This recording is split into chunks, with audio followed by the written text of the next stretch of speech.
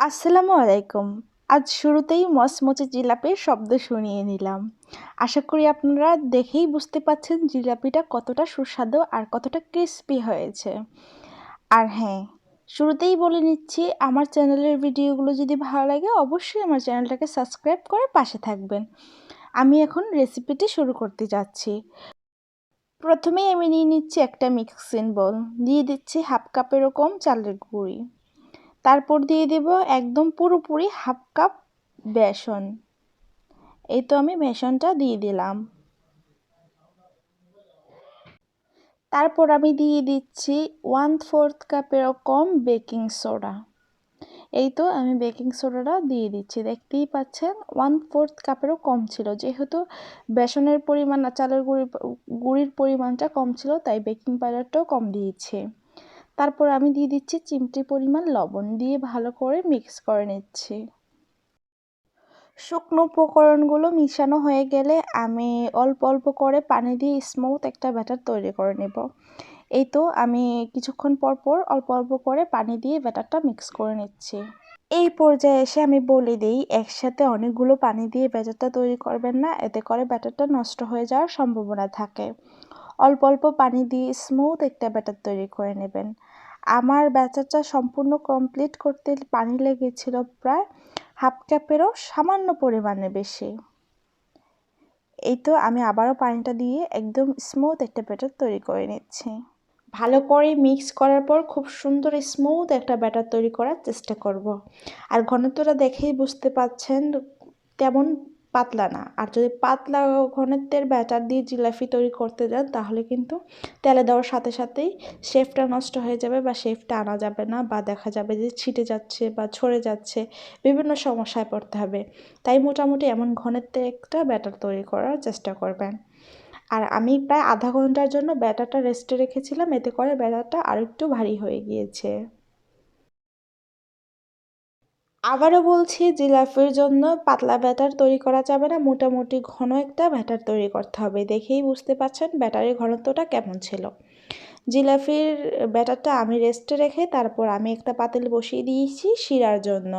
এখানে দিয়ে দিচ্ছি 1 কাপ পানি আর 1.5 কাপের মতো চিনি। এই তো 1.5 কাপ চিনি দেওয়া শেষ হয়ে গেল। তারপর আমি দিয়ে দিব 1 টুকরো দারচিনি আর 2টা তেজপাতা, এতে করে ফ্লেভারটা সুন্দর আসবে। চাইলে একটা এলাচও দিতে পারেন, তবে আমি এখানে এলাচিটা স্কিপ করছি। তারপর আমি কিছুক্ষণ জাল দিয়ে মোটামুটি আঠালো একটা শিরা তৈরি করে নেব। আপনারা দেখেই বুঝতে পারবেন শিরাটা কেমন চাই। এই তো আমার মোটামুটি শিরাটা হয়ে গিয়েছে। আমি প্রায় 4 থেকে 5 মিনিটের মতো জাল দিয়ে নিয়েছিলাম।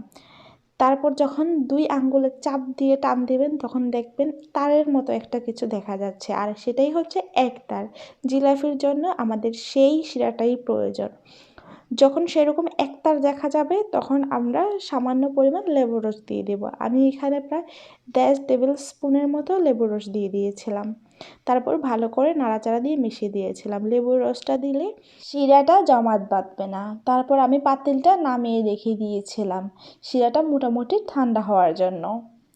তারপর আমি অন্য একটা প্যানে জিলাপিগুলো ভেজে নেব। তার জন্য আমি দিয়ে দিচ্ছি পরিমাণ মতো তেল। আর যে ব্যাটারটা প্রস্তুত করে রেখেছিলাম সেটা এমন একটা ক্যাচাপের বোতলে নিয়ে নিচ্ছি। এই ক্যাচাপের প্লাস্টিকের বোতলগুলো বিভিন্ন শপে কিনতে পাওয়া যায় খুবই সস্তা দামে। এই ক্যাচাপের বয়মগুলো দিয়ে জিলাপির সেই বানতে অনেক সুবিধা হয়। এই তো আমি একে একে প্রত্যেকটা জিলাপি করে নিচ্ছি। আচ্ছা, এই মুহূর্তে কিছু কথা বলি। প্রথমত দেখা যায় যে যখন জিলাপির জন্য আমরা শেপ দিতে যাই হয় না, বা দেখা যাচ্ছে জিলাপির শেপটা হচ্ছে না, তখন আমরা মন খারাপ করি। যেহেতু আমরা অরিজিনাল কারিগর না, তাই প্রথম অবস্থায় একটু শেপটা না হওয়ারই কথা, কিন্তু যখন 2-1 বার ট্রাই করব তখন দেখবেন খুব সুন্দর জিলাপিগুলো শেপ আমরা আনতে পারছি। আমারও প্রথমত 1-2টা হচ্ছিল না, পরবর্তীতে দেখা গেল খুব সুন্দর সুন্দর শেপ আনতে পারছি। তাই আমরা একদমই মন খারাপ করব না, একটু ধৈর্য ধরে জিলাপিগুলোর শেপ আনার চেষ্টা করবে, দেখবেন খুব সুন্দর জিলাপির শেপ চলে আসছে। জিলাপিগুলো বাদামি করে ভেজে আমি সেই করে রাখা শিরাটাতে ডুবিয়ে দিচ্ছি। 3-4 মিনিট রেখে তারপর একে একে উঠিয়ে নিচ্ছি। শিরাতে 3-4 মিনিট রেখে উঠিয়ে নিলেই হয়ে গেল আমাদের গরম গরম জিলাপি। অবশ্যই এই রোজাতে এই রেসিপিটা ট্রাই করবেন আর আমাকে কমেন্টে জানাতে ভুলবেন না রেসিপিটা কেমন হলো। আর আমার চ্যানেলের ভিডিওগুলো যদি ভালো লাগে অবশ্যই আমার চ্যানেলটা সাবস্ক্রাইব করে বেল বাটনটা বাজিয়ে দেবেন, এতে করে আমার চ্যানেলের নতুন ভিডিওটা সবার আগে আপনার কাছে পৌঁছে যাবে। আল্লাহ হাফেজ।